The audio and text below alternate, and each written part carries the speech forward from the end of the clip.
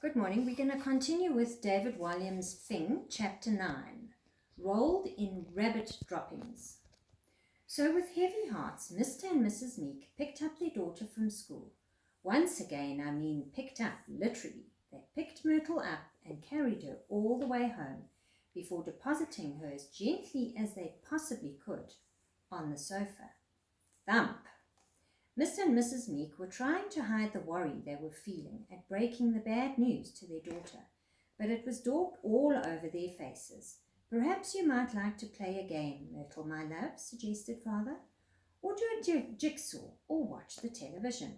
Distraction, distraction, distraction. Cartoons, demanded Myrtle. Here's the remote, said Mother, handing her daughter the chocolate-stained black gadget.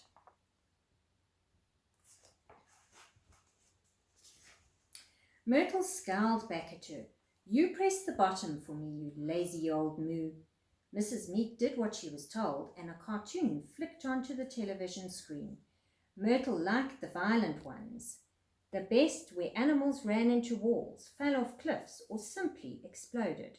Her favourite cartoon series were Pigs in Peril, Ants in Your Pants, Hippopotasnot, Grunter the Gorilla, Monkey Wee Monkey Do, Crush the Ecology.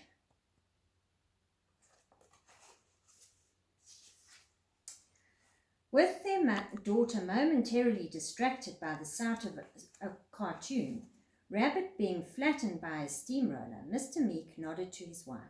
This was her cue. She scurried off to the kitchen. They had a secret plan. The pair hoped that if they gave their daughter the biggest slab of chocolate cake in history, this would soften the blow of her not getting a thing. The cartoon finished, and as the theme music played, Myrtle remembered what she'd forgotten. Where's my thing? She shouted. Cake, cake, cake, yelped Father. Coming right up, Father, replied Mrs. Meek, staggering into the living room, carrying a stupendous slab of cake. It was the size of a small garden shed. There you go, Myrtle, my angel, she said as she set it down on the coffee table. Thud. Haven't you got a bigger slice? Demanded the girl. Sadly not, replied Mother. It's bigger than the cake it came from. This, of course, couldn't strictly be true, but it fooled Myrtle. It looks like delicious cake, my beautiful bunnykins. Do tuck in, prompted Father. Not being a regular user of cutlery, Myrtle simply leaned forward and buried her face in the cake. It was our hog might enjoy its dinner. Gribble, grubble, grubble. Mother and Father sighed with relief. That feeling was sadly not to last.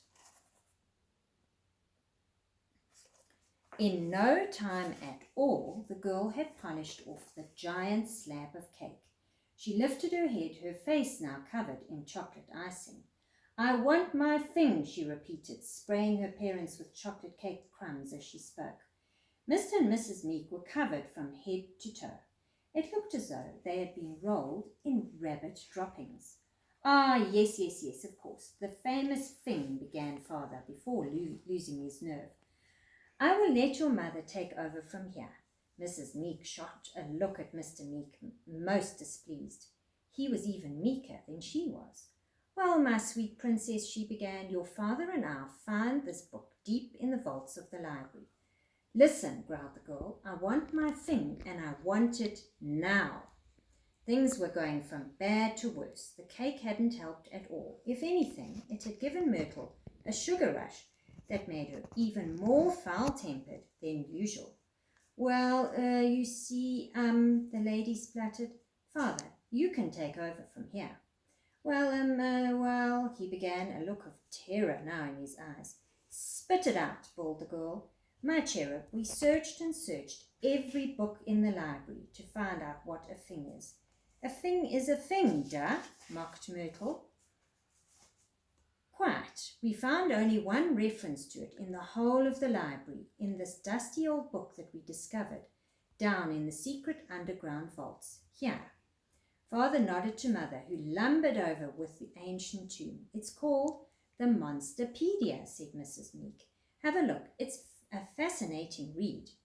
Mother went to pass the book to her daughter, but the book actually pushed back. "I hate books. They make my brain hurt," Myrtle exclaimed, batting the Monsterpedia away with her hand. Thump! The book slapped her back. Thwack! "Ouch!" screamed the girl. "Get that thing away from me." Mother took hold of the book. "Let me help you, Sugar Plum Fairy." Mother flicked through the dusty old book and opened it at the right page. "This, my angel child, is a thing. Have a read." "You read it," ordered Myrtle. Mrs. Meek proceeded to read aloud, with the book placing particular emphasis on this particular part. "Warning: never ever keep a thing in your house. They are the world's worst pets." "So, my dove of love," prompted Mum, "what do you think? Surely, surely, surely you don't want a thing now." The pair looked longingly at their daughter, their hands glued together in prayer. We'll find out what happens next.